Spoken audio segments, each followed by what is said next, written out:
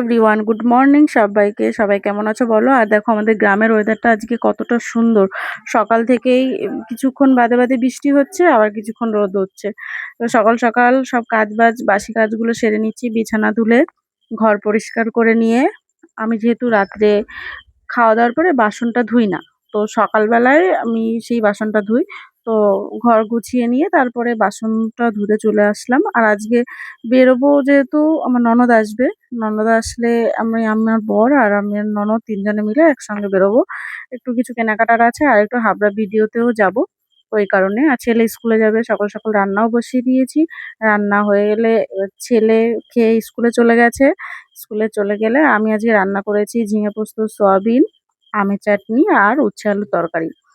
তো দেখো আমি স্নান করে নিলাম, স্নান করে পুজো দিয়ে চলে এসেছি।